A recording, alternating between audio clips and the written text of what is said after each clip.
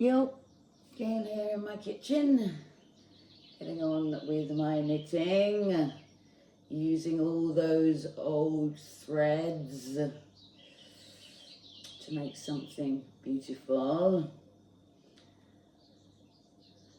So, in accordance with today's lesson, lesson 71, where would you like me to go? What would you have me do? And what would you have me say, and to whom?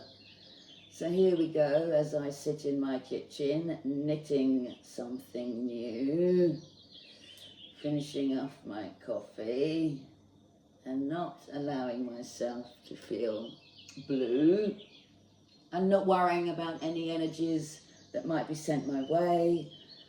I've got my hair out, and yes, as you can see, I'm feeling rather gay. My neck is still healing, but this is what I have to say. Carry on knitting, Gail. Each stitch is important, he says. So this is for all you mothers that have sons that have embodied their demons. They usually have fathers that do not know what giving is. They're the ones that when we come to post, they make noise or interfere. And then you hear the woman say, "Oh, my son's taking my car," or they laugh. Yes, in some ways this is true, but there does come a point, dear ladies, where we need to say to our sons, we are not their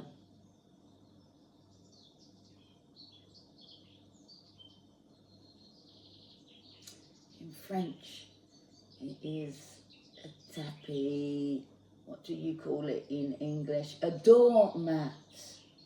And that's the problem with this idea of revering the masculine. These men, they become quite twisted and they take rather a lot. As you saw yesterday, I had to fix the terrace and the door, and he's not lifted a finger, voila. But my ex and my family literally said that I actually deserve it, simply because I stood up and spoke about the Holy Spirit. They say I'm mad, that I'm crazy, and also that I'm lazy. I'm not. I'm listening to the word and doing what I'm told, and knowing that God's plan will make me strong and bold. So it's just to say that I see it, girls. I see these boys of yours and how you call them baby when they're probably the same age as mine. Yeah.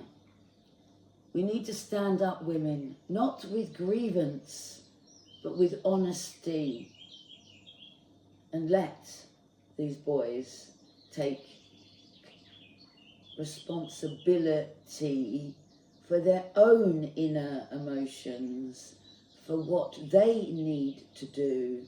And this world just creates a whole host of young women that are going out to save the world. And then these young men that are really actually quite blue.